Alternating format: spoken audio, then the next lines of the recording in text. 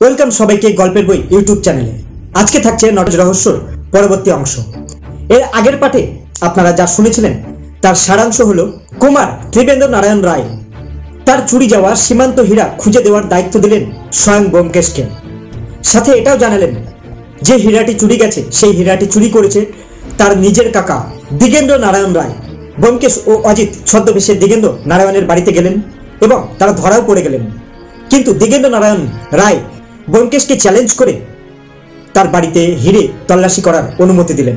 ব্যোমকেশ যে এই কাজে ব্যর্থ হবে সেরকমই একটা ঘোষণা করে একটা অট্টহাসি দিয়ে তিনি ঘর থেকে বেরিয়ে গেলেন। তারপর দুজনে কিছুক্ষণ মুখোমুখি বসে রইলাম। বুড়োর সঙ্গে সংঘর্ষে ব্যোমকেশও ভেতরে ভেতরে বেশ কাবু হয়েছিল, তাই ফ্যাকাশে গোছের একটু হেসে বলল,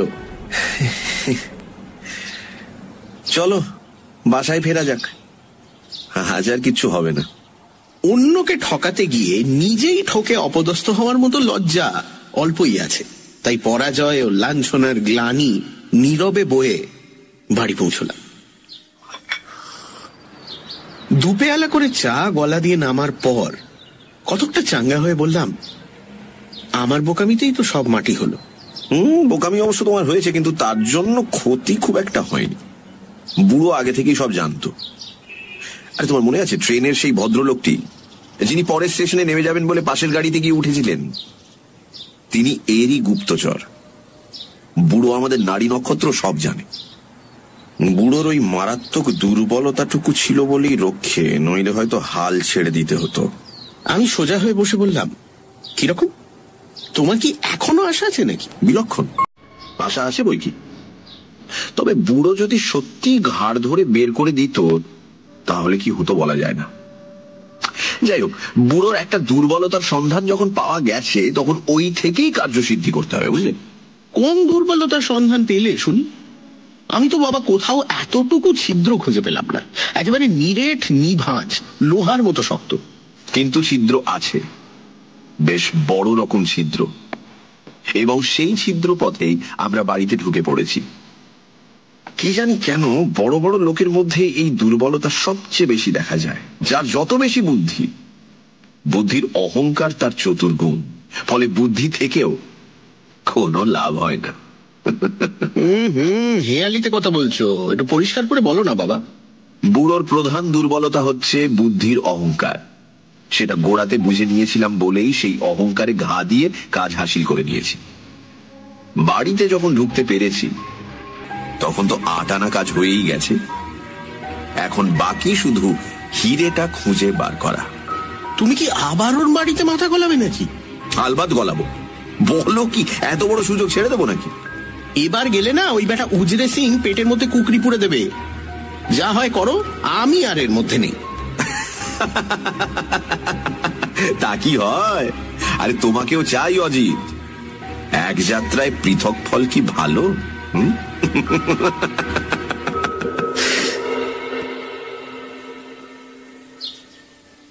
পরদিন একটু সকাল সকাল স্যার দিগেন্দ্রের বাড়ি গিয়ে উপস্থিত হলাম।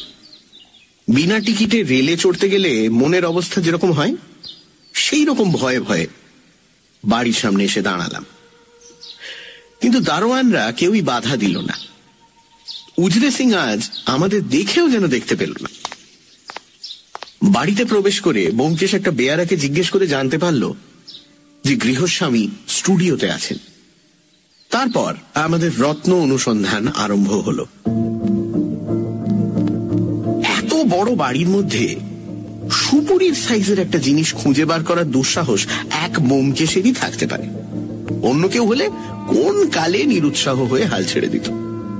খড়ের গাদার মধ্যে থেকে ছুঁচ খুঁজে বার করাও বোধহয় এর থেকে সহজ।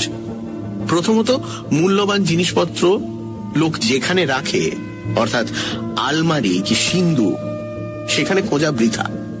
বুড়ো অত্যন্ত ধূর্ত, সে জিনিস সে সেখানে রাখবে না। তবে কোথায় রেখেছে? এডগার অ্যালেন পোর একটা গল্প বহুদিন আগে পড়েছিলাম, মনে পড়ল। তাতেও এমনই কি একটা দলিল খোঁজবার ব্যাপার ছিল। গল্পের শেষে নিতান্ত প্রকাশ্য একটি জায়গা থেকেই সেই দলিল খুঁজে পাওয়া গেল। ব্যোমকেশ কিন্তু অলস কল্পনায় সময় কাটাবার লোক নয়। সে রীতিমতো খানা তল্লাশ শুরু করলো। দেওয়ালে টোকা মেরে কোথাও ফাঁপা আছে কিনা পরীক্ষা করে দেখতে লাগলো। বড় বড় বইয়ের আলমারি খুলে প্রত্যেকটা বই নামিয়ে পরীক্ষা করল। স্যার দিগিন্দ্রের বাড়িখানা ছবি ও মূর্তির একটা কলা ভবন বললেই হয়। ঘরে ঘরে নানান রকম সুন্দর ছবি ও মূর্তি প্লাস্টার কাস্ট করে সাজানো রয়েছে। অন্য আসবাব খুবই কম। সুতরাং মোটামুটি অনুসন্ধান শেষ করতে 2 ঘন্টার বেশি সময় লাগলো না। সর্বত্র বিফল হয়ে অবশেষে আমরা গৃহস্বামীর স্টুডিও ঘরে গিয়ে হানা দিলাম। দরজায় টোকা মারতেই ভেতর থেকে গম্ভীর গর্জন এল, এসো। ঘরটা বেশ বড়। তার একদিকের সমস্ত দেয়াল জুড়ে লম্বা একটা টেবিল চলে গেছে।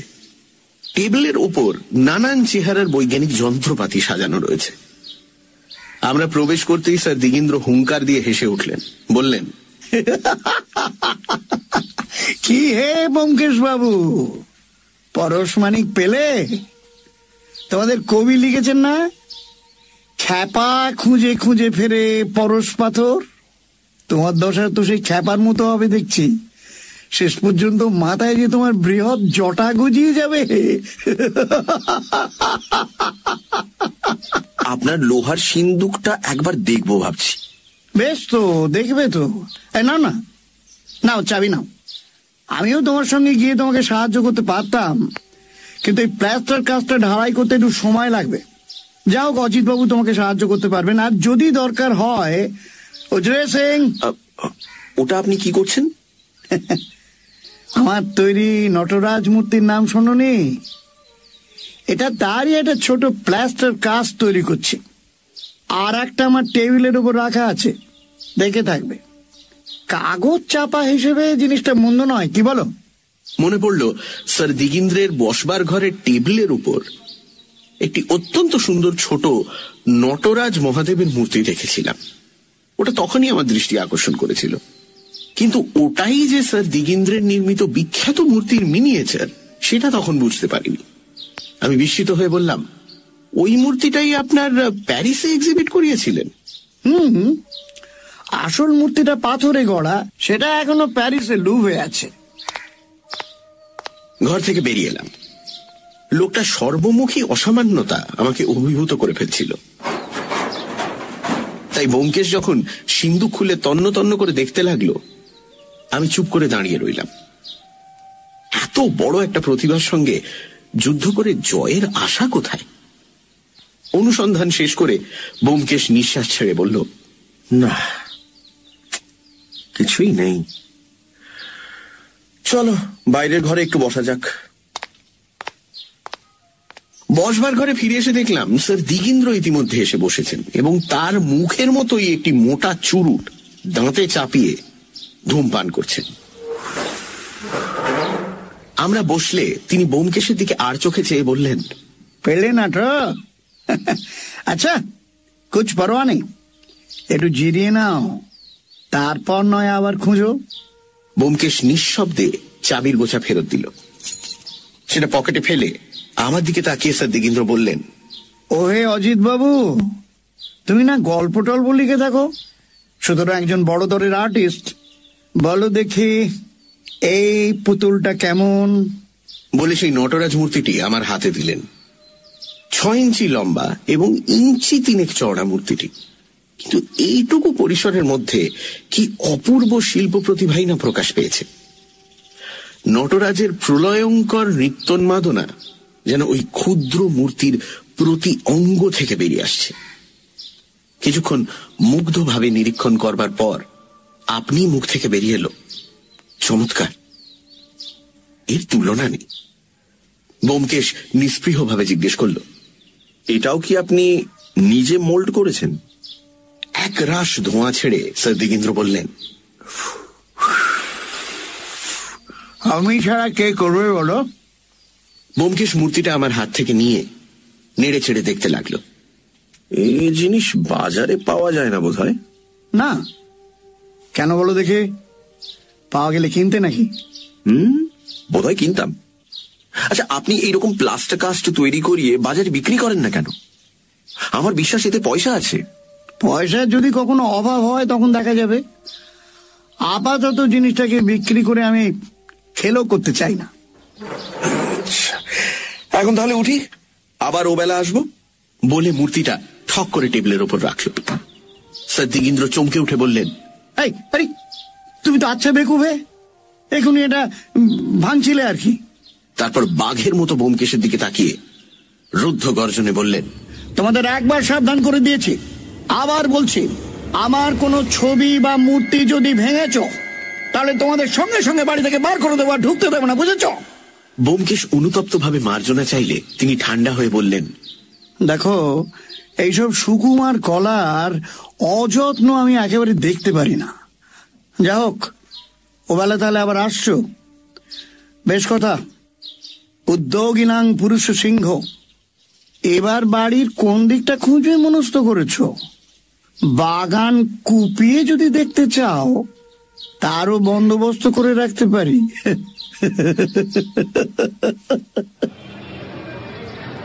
বিদ্রুপ বান বেবাক হজম করে আমরা বেরিয়ে এলাম। রাস্তায় পড়ে ব্যোমকেশ বলল, চলো, এতক্ষণে ইম্পিরিয়াল লাইব্রেরিটা নিশ্চয়ই খুলে গেছে, একবার ওদিকটা ঘুরে যাওয়া যাক, একটু দরকার আছে।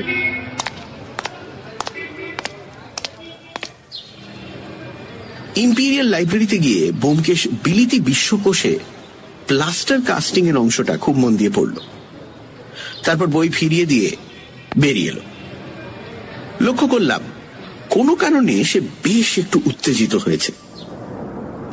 বাড়ি পৌঁছে আমি জিজ্ঞেস করলাম, কি হে, প্লাস্টার কাস্টিং সম্বন্ধে এত কৌতূহল কেন? ব্যোমকেশ বলল, তুমি তো জানোই সকল বিষয়ে কৌতূহল আমার একটা দুর্বলতা।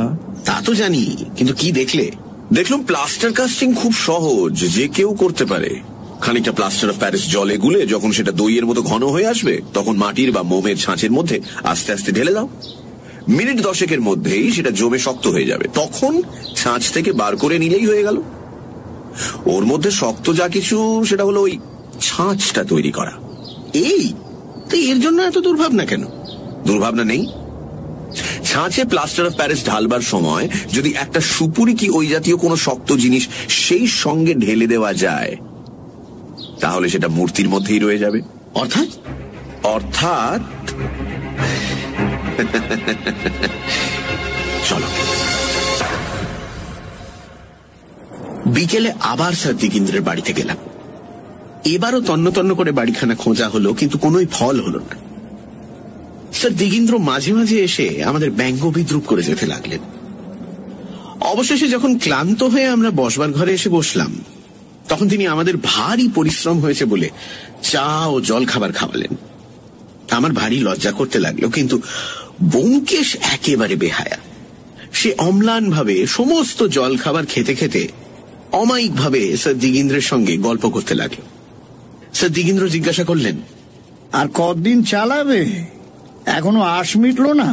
আজ বুধবার তো, এখনো তো 2 দিন সময় আছে। স্যার দিগেন্দ্র অট্টহাসি করতে লাগলেন।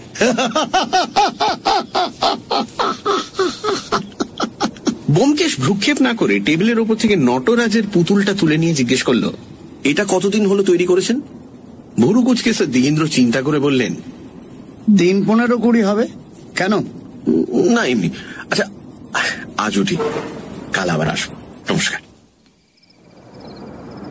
বাড়ি ফিরতেই চাকর পুঁটিরাম একখানা খাম বার করে ব্যোমকেশের হাতে দিল। একজন তকমা পড়া চাপরাশি দিয়ে গেছেন। খামের ভেতর শুধু একটি ভিজিটিং কার্ড।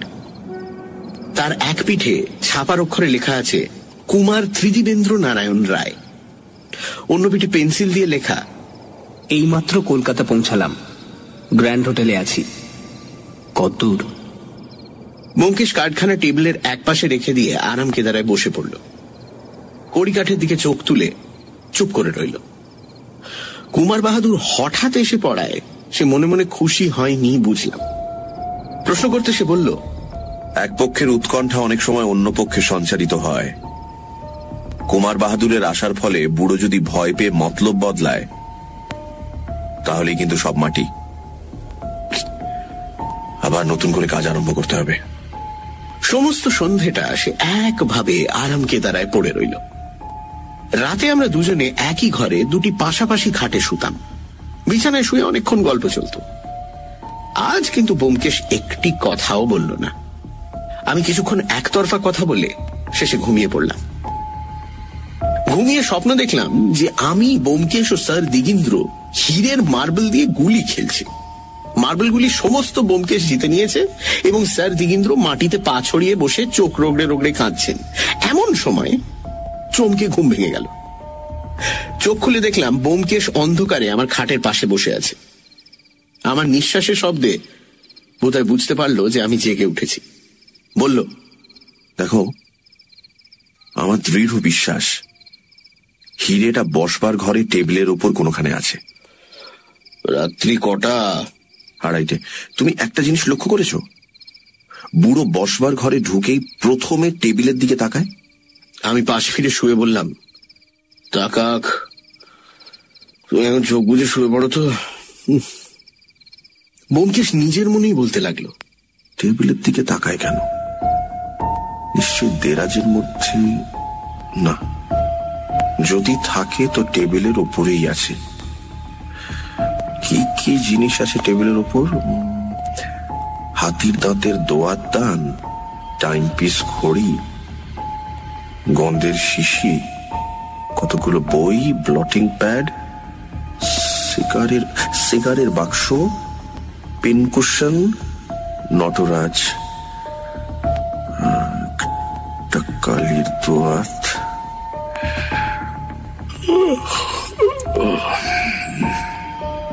শুনতে শুনতে আবার ঘুমিয়ে পড়লাম। রাতে যতবার ঘুম ভাঙল অনুভব করলাম ব্যোমকেশ অন্ধকারে ঘরময় পায়াচারি করে বেড়াচ্ছে। সকালে ব্যোমকেশ কুমার ত্রিদিবেন্দ্র নারায়ণকে একখানা চিঠি লিখে ডাকে পাঠিয়ে দিল।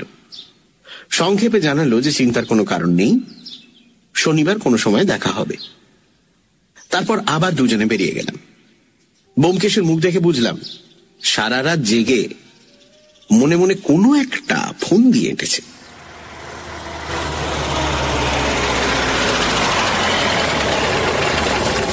স্যার দিগীন্দ্র আজ বসবার ঘরেই ছিলেন। আমাদের দেখে সাড়ম্বরে সম্ভাষণ করলেন। এই যে মানিক জোর, এসো এসো এসো। তারপর আজ যে বাড়ি সকাল সকাল, ওরে কে আছিস? বাবুদের চা দিয়ে যা। এই দেখো তো, ব্যোমকেশ বাবু কাজ বড় শুকনো শুকনো দেখছি। দুশ্চিন্তায় রাতে ঘুম হয়নি বুঝি? ব্যোমকেশ টেবিল থেকে নটরাজের মূর্তিটি হাতে নিয়ে আস্তে আস্তে বলল, এই পুতুলটিকে আমি ভালোবেসে ফেলেছি। কাল সারা রাত এর কথা ভেবে ভেবেই আমি ঘুমোতে পারিনি। পুরো 1 মিনিট দুজনে পরস্পরের চোখের দিকে এক দৃষ্টে তাকিয়ে রইল। দুই প্রতিদ্বন্দ্বীর মধ্যে নিঃশব্দে মনে মনে কি যুদ্ধ হলো বলতে পারি না। 1 মিনিট পরে স্যার দিগীন্দ্র সকৌতুকে হেসে উঠলেন, বললেন, ব্যোমকেশ, তোমার মনের কথা আমি বুঝেছি। অত সহজে তুমি এই বুড়োকে ঠকাতে পারবে না। ওটার জন্য রাত্রে তোমার ঘুম হয়নি বলছিলে না? বেশ বেশ, তোমাকে ওটা দান করে দিলাম। ব্যোমকেশের হতবুদ্ধি মুখের দিকে ব্যঙ্গপূর্ণ কটাক্ষ করে বললেন, কেমন হলো তো? মূর্তিটা কিন্তু দামি জিনিস, ভেঙে ওটাকে নষ্ট করো না। মুহূর্ত মধ্যে নিজেকে সামলিয়ে নিয়ে ব্যোমকেশ বলল, না না, ধন্যবাদ বলে মূর্তিটি রুমালে মুড়ে পকেটে পুরল। তারপর যথারীতি ব্যর্থ অনুসন্ধান করে বেলা 10টা নাগাদ বাড়ি ফিরলাম। চেয়ারে বসে পড়ে ব্যোমকেশ দীর্ঘশ্বাস ফেলে বলল, না, ঠকে গেলাম। কি ব্যাপার বলো তো? আমি তো তোমাদের কথাবার্তা, ভাবভঙ্গি কিছুই বুঝতে পারলাম না। পকেট থেকে পুতুলটা বার করে ব্যোমকেশ বলল, নানা কারণে আমার স্থির বিশ্বাস হয়েছিল যে এই নটরাজের ভেতরেই হিরেটা আছে। ভেবে দেখো, এমন সুন্দর লুকোবার জায়গা আর হতে পারে কি? হিরেটা চোখের সামনে টেবিলের উপর রয়েছে, অথচ কেউ দেখতে পাচ্ছে না। পুতুলটা স্যার দিগীন্দ্র নিজে ছাঁচে ঢালাই করেছেন, সুতরাং প্লাস্টারের সঙ্গে সঙ্গে হিরেটা ছাঁচের মধ্যে ঢেলে দেওয়া কিছুমাত্র শক্ত কাজ নয়। তাতে স্যার দিগিন্দ্রের মনস্কামনা সম্পূর্ণ সিদ্ধ হয়, অর্থাৎ যে হিরেটার প্রতি তার এত ভালোবাসা সেটা সবসময় কাছে কাছে থাকে, অথচ কারো সন্দেহ হয় না। যে দিক থেকেই দেখো সমস্ত যুক্তি অনুমান ওই পুতুলটার দিকেই কিন্তু নির্দেশ করছে। তাই আমার নিঃসংশয় ধারণা হয়েছিল যে হিরেটা আর কোথাও থাকতে পারে না। আমি তো আজ ঠিক করেই বেরিয়েছিলাম যে পুতুলটা চুরি করব, কিন্তু বুড়োর কাছে ঠকে গেলাম। শুধু তাই নয়, বুড়ো আমার মনের ভাব বুঝে বিদ্রুপ করে পুতুলটা আমায় দান করে দিল। কাটা ঘায়ে নুনে ছিটে দিতে বুড়ো 1 নম্বর। মোটের ওপর আমার থিওরিটাই ভেস্তে গেল। এখন আবার গোড়া থেকে শুরু করতে হবে। কিন্তু সময়ও তো আর নেই, মাঝে তো মাত্র একদিন। পুতুলটা নিচে পেন্সিল দিয়ে ক্ষুদ্র অক্ষরে নিজের নামের অধ্যক্ষর লিখতে লিখতে ব্যোমকেশ বলল, মাত্র একদিন, মাত্র একদিন। বোধহয় প্রতিজ্ঞা রক্ষা হলো না অজিত। এদিকে কুমার বাহাদুর এসে হানা দিয়ে বসে আছেন। না,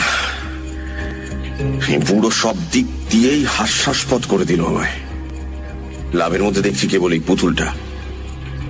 মুখের একটা ভঙ্গি করে ব্যোমকেশ মূর্তিটা টেবিলের উপর রেখে দিল। তারপর বুকে ঘাড় গুঁজে নীরবে বসে রইল। বিকেলে নিয়ম মতো স্যার দিগেন্দ্রের বাড়ি গেলাম।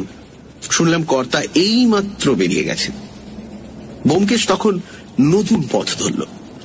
আমাকে সরে যেতে ইঙ্গিত করে উজরে সিং থাপার সঙ্গে ভাব জমানোর চেষ্টা করল। আমি একা একা বাগানে বেড়াতে লাগলাম, আর মাঝে মাঝেই চোখে পড়ল ব্যোমকেশ উজরে সিং বারান্দার 2 টুলে বসে অমায়িকভাবে আলাপ করছে। ব্যোমকেশ ইচ্ছে করলে খুব সহজে মানুষের মন ও বিশ্বাস জয় করতে পারত, কিন্তু উজরে সিং থাপার পাহাড়ি হৃদয়ে গলিয়ে তার পেট থেকে কথা বার করতে পারবে কিনা এ বিষয়ে আমার মনে সন্দেহ ছিল। ঘন্টা 2 পর আবার যখন দুজনে পথে বেরোলাম, তখন ব্যোমকেশ বলল, কিচ্ছু হলো না। এই উজরে সিং লোকটি হয় নিরেট বোকা, নয় আমার চেয়ে বুদ্ধিমান। বাড়িতে ফিরে এলে চাকর খবর দিল যে একটি লোক দেখা করতে এসেছিল, আমাদের জন্য আধ ঘন্টা অপেক্ষা করে চলে গেছে। ব্যোমকেশ ক্লান্তভাবে বলল, কুমার বাহাদুরের পেয়াদা। এই ব্যর্থ ঘোরাঘুরি ও অন্বেষণে আমি পরিশ্রান্ত হয়ে পড়েছিলাম। বললাম, আর কেন ব্যোমকেশ, ছেড়ে দাও না, এই যাত্রা কিছু হলো না। কুমার সাহেবকেও জবাব দিয়ে দাও, নিচে তাকে সংশয়ের মধ্যে রেখে কোনো লাভ নেই। টেবিলের সামনে বসে নটরাজ মূর্তিটি উল্টে পাল্টে দেখতে দেখতে ম্রিয়মান কণ্ঠে ব্যোমকেশ বলল, দেখি, কালকের দিনটা এখনো হাতে আছে। যদি কাল সমস্ত দিনে কিছু না করতে পারি। তার মুখের কথা শেষ হল না। চোখ তুলে দেখি তার মুখ উত্তেজনায় লাল হয়ে উঠেছে। সে নিষ্পলক বিস্ফারিত দৃষ্টিতে নটরাজ মূর্তিটার দিকে তাকিয়ে আছে। বিস্মিত হয়ে জিজ্ঞেস করলাম, আরে কি হলো? ব্যোমকেশ কাঁপা হাতে মূর্তিটা আমার চোখের সামনে তুলে ধরল। অজিত, দেখো দেখো দেখো দেখো দেখো দেখো, নেই। আরে মনে আছে আজ সকালে পেন্সিল দিয়ে পুতুলটা নিচে একটা ব অক্ষর লিখেছিলাম? আরে আমি আমার নাম লিখছিলাম, সেই অক্ষরটা নেই। দেখলাম সত্যি অক্ষরটা নেই, কিন্তু সেজন্য এত বিচলিত হওয়ার কি আছে? পেন্সিলের লেখা, মুছে তো যেতেই পারে। ব্যোমকেশ বলল, বুঝতে পারছো না? তুমি বুঝতে পারছো না? বাবা, বুড়ো কি ধাপ্পাটাই দিয়েছিল! হ্যাঁ, একেবারে উল্লুক বানিয়ে ছেড়ে দিয়েছিল।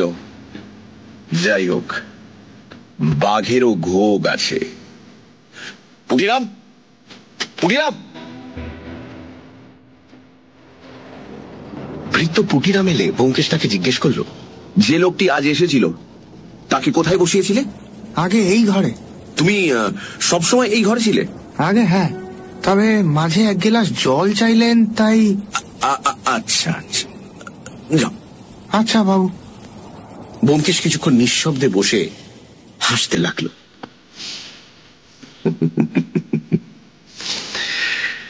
তারপর উঠে পাশের ঘরে যেতে যেতে বলল, তুমি শুনে হয়তো আশ্চর্য হবে, হিরেটা আজ সকাল থেকে সন্ধে পর্যন্ত এই টেবিলের উপরই রাখা ছিল। আমি অবাক হয়ে তাকিয়ে রইলাম। বলে কি? হঠাৎ মাথাটা খারাপ হয়ে গেল নাকি?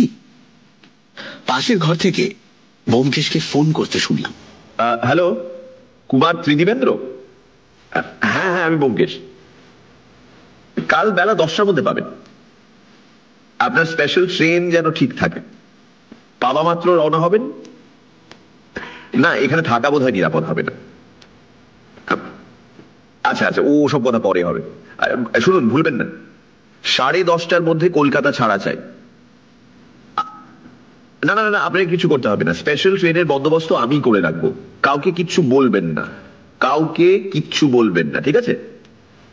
না, আপনার সেক্রেটারি কেউ নয়, কাউকে না। আচ্ছা, নমস্কার। তারপর হ্যাট কোট পরে বোধ করি স্পেশাল ট্রেনের বন্দোবস্ত করতেই বেরিয়ে গেল। বেরিয়ে যেতে যেতে বলল, এই অজিত, ফিরতে রাত হবে, তুমি শুয়ে পড়ো। রাত্রে ব্যোমকেশ কখন ফিরল জানতে পারিনি। সকাল 8:30টার সময় যথারীতি দুজনে বেরোলাম। বেরোবার সময় দেখলাম নটরাজ মূর্তিটি যথাস্থানে নেই। সেদিকে ব্যোমকেশের দৃষ্টি আকর্ষণ করতে সে বলল, আছে আছে আছে, সেটাকে সরিয়ে রেখেছি। স্যার দিগীন্দ্র তাঁর বসবার ঘরেই ছিলেন। আমাদের দেখে বললেন, হ্যাঁ, তোমাদের দৈনিক আক্রমণ আমার গা সওয়া হয়ে গেছে। এমনকি যতক্ষণ তোমরা আসোনি কেমন যেন একটু ফাঁকা ফাঁকা লাগছিল। ব্যোমকেশ বিনীতভাবে বলল, আপনার উপর অনেক জুলুম করেছি, কিন্তু আর করব না। এই কথাটাই আজ জানাতে এলাম। জয় পরাজয় এক পক্ষের আছেই, সেজন্য দুঃখ করাটা বোকামো। কাল থেকে আর আমাদের এখানে দেখতে পাবেন না।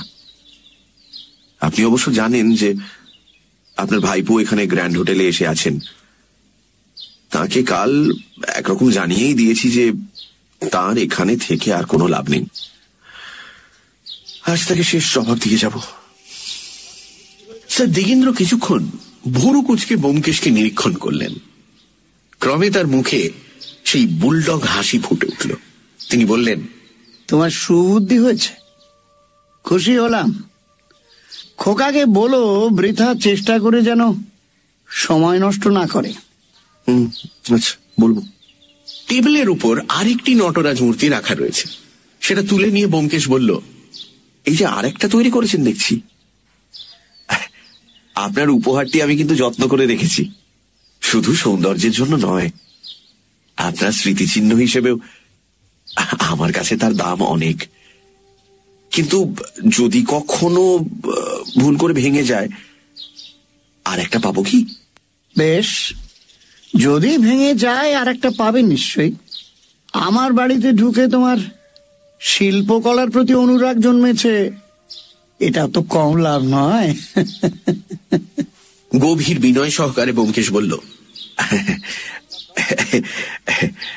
আগে হ্যাঁ, এতদিন আমার মনের ওদিকটা একেবারে পর্দা ঢাকা ছিল, কিন্তু এই কদিন আপনার সংসর্গে এসে ললিত কলার রস পেতে আরম্ভ করেছি। আমি বুঝেছি ওর মধ্যে কি অমূল্য রত্ন লুকোনো আছে। ওই ছবিখানাও আমার বড় ভালো লাগে। ওই যে ওটা কি আপনারই আঁকা? স্যার দিগীন্দ্রের পেছনের দেওয়ালে একটা সুন্দর নিসর্গ দৃশ্যের ছবি টাঙানো রয়েছে। ব্যোমকেশের আঙুলের নির্দেশ সেটির দিকেই। মুহূর্তের জন্য স্যার দিগীন্দ্র ঘাড় ফেরালেন। সেই ক্ষণিক অবকাশে ব্যোমকেশ এক অদ্ভুত হাতের কসরত দেখালো। টিকটিকি যেমন করে শিকার ধরে, তেমনি ভাবে তার একটা হাত টেবিলের ওপর থেকে নটরাজ মূর্তিটি তুলে নিয়ে পকেটে পুরল এবং অন্য হাতটা সঙ্গে সঙ্গে আরেকটি নটরাজ মূর্তি তার জায়গায় বসিয়ে দিল। স্যার দিগীন্দ্র যখন আবার আমাদের দিকে তাকালেন, তখন ব্যোমকেশ আগের মতোই মুগ্ধভাবে দেওয়ালের ছবিটির দিকে চেয়ে রয়েছে। আমার বুকের ভেতরটা এমন অসম্ভব রকম ধড়ফড় করতে লাগলো যে স্যার দিগীন্দ্র যখন সহজ কণ্ঠেই বললেন, হ্যাঁ, ওটা আমারই আঁকা, তখন কথাগুলো আমার কানে অত্যন্ত অস্পষ্ট ও দূর থেকে আসছে বলে মনে হলো। ভাগ্যে সে সময় তিনি আমার মুখের দিকে তাকাননি, না হলে ব্যোমকেশের হাতের কসরত হয়তো আমার মুখের উদ্বেগেই ধরা পড়ে যেত। ব্যোমকেশ ধীরে সুস্থে উঠে বলল, আচ্ছা, এখন তাহলে আসি। আপনার সংসর্গে এসে আমার লাভই হয়েছে, এই কথা আমি কখনো ভুলবো না। আশা করি আপনিও আমাদের ভুলতে পারবেন না। যদি কখনো দরকার হয় মনে রাখবেন, আমি একজন সত্যান্বেষী। সত্যের অনুসন্ধান করাই আমার পেশা। চলো অজিত, আচ্ছা চললুম তবে, নমস্কার। দরজার কাছে পৌঁছে একবার ফিরে দেখলাম স্যার দিগীন্দ্র ভরু কুচকে আমাদের দিকে চেয়ে আছেন, যেন ব্যোমকেশের কথার কোনো একটা অতি গূঢ় ইঙ্গিত বুঝি বুঝি করেও বুঝতে পারছেন না। বাড়ির বাইরে আসতেই একটা খালি ট্যাক্সি পাওয়া গেল। তাতে চড়ে বসে ব্যোমকেশ হুকুম দিল, এই গ্র্যান্ড হোটেল, চলো চলো চলো। আমি তার হাত চেপে ধরে বললাম, ব্যোমকেশ, এসব কি কাণ্ড? কি আশ্চর্য, এখনো বুঝতে পারছো না? আমি যে অনুমানটা করেছিলাম হিরেটা নটরাজের মধ্যে আছে, তা ঠিকই আন্দাজ করেছিলাম। বুড়ো বুঝতে পেরে আমাকে ধোকা দেওয়ার জন্য পুতুলটা আমাকে দিয়ে দিয়েছিল। তারপর আরেকটা ঠিক ওই রকম মূর্তি তৈরি করে কাল সন্ধেবেলা গিয়ে আসলটার সঙ্গে বদল করে এনেছিল। যদি এই অস্পষ্ট ব অক্ষরটি লেখা না থাকতো তাহলে আমি জানতেও পারতাম না। বলে পুতুলটা উল্টে দেখান। দেখলাম পেন্সিলে লেখা অক্ষরটি পরিষ্কার। আমি রুদ্ধশ্বাসে বললাম, তুমি ঠিক জানো হিরেটা ওর মধ্যেই আছে? ঠিক জানি, কোনো সন্দেহ নেই। কিন্তু যদি না থাকে? তাহলে বুঝবো পৃথিবীতে সত্য বলে কোনো জিনিস নেই। শাস্ত্রের অনুমান খণ্ডটা একেবারে মিথ্যে।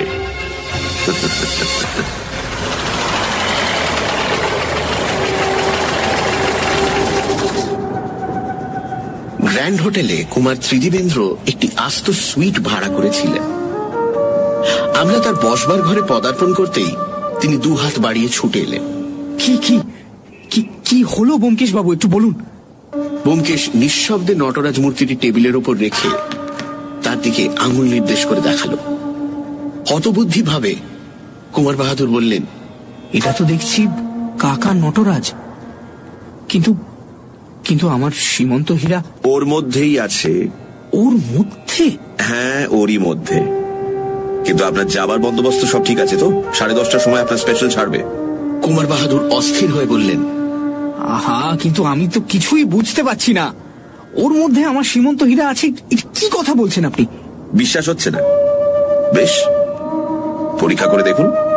একটা পাথরের পেপার ওয়েট তুলে নিয়ে ব্যোমকেশ মূর্তিটার উপর সজোরে আঘাত করতেই সেটা বহু খণ্ডে চূর্ণ হয়ে গেল। এই নিন আপনার সীমন্ত হীরা, বলে ব্যোমকেশ হিরেটা তুলে ধরল। তার গায়ে তখনও প্লাস্টার লেগে রয়েছে, কিন্তু বুঝতে কোনো অসুবিধে হচ্ছে না যেটা সত্যিই হিরে। কুমার বাহাদুর ব্যোমকেশের হাত থেকে হিরেটা প্রায় কেড়ে নিলেন। কিছুক্ষণ এক দৃষ্টিতে তার দিকে তাকিয়ে থেকে তারপর মহা উল্লাসে বলে উঠলেন, হ্যাঁ হ্যাঁ, এই তো আমার সীমন্ত হীরা।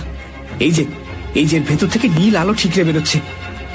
ব্যোমকেশ বাবু, আপনাকে কি বলে যে কৃতজ্ঞতা জানাবো আমি। কিচ্ছু বলতে হবে না, কিচ্ছু না। আপাতত যত তাড়াতাড়ি পারেন বেরিয়ে পড়ুন। খুড়ো মশাই যদি ইতিমধ্যে জানতে পারেন তাহলে আবার হীরা হারাতে কতক্ষণ?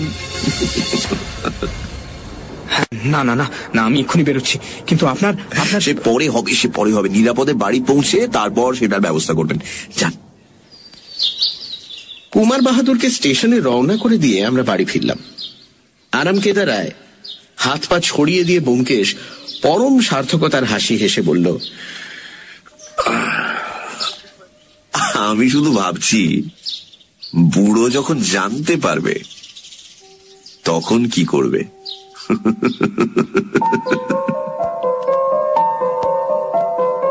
দিন কয়েক পরে কুমার বাহাদুরের কাছ থেকে একখানি ইনশিওর করা খাম এলো।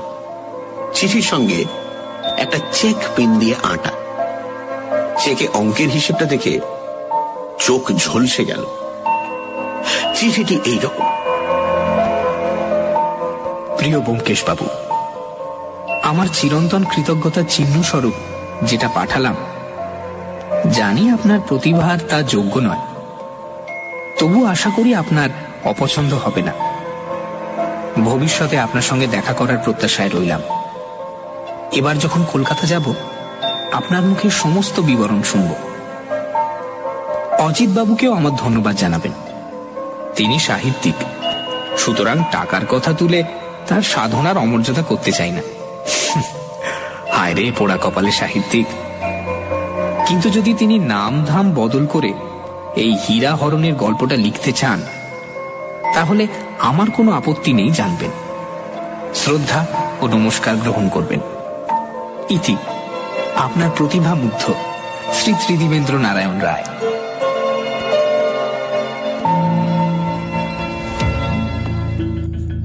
এতক্ষণ শুনছিলেন গল্প নটরাজ রহস্য।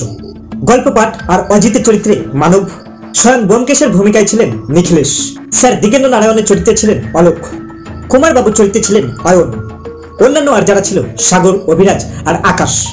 এছাড়াও সাউন্ড ডিজাইন, ভিডিও এডিটিং, অন্যান্য অ্যারেঞ্জমেন্টে ছিলাম আমি, সুমন। কেমন লাগলো আমাদের গল্পটি আপনারা কমেন্ট করে জানাতে ভুলবেন না। দেখা হবে খুব শিগগিরই আবার অন্য একটি গল্প নিয়ে। আমাদের চ্যানেলে এবার থেকে বেশ কিছু শর্ট ভিডিও আপলোড হচ্ছে অনেক অজানা বিষয়ের উপর। আপনারা সেগুলো দেখুন, দেখে জানান আমাদের কেমন লাগলো। আজকে এই পর্যন্তই, দেখা হবে আবার পরের ভিডিও নিয়ে। ততক্ষণ ভালো থাকবেন, সবাই সুস্থ থাকবেন, আর সঙ্গে রাখুন, শুনতে থাকুন গল্পের বই ইউটিউব চ্যানেল। শুভরাত্রি সবাইকে, ধন্যবাদ।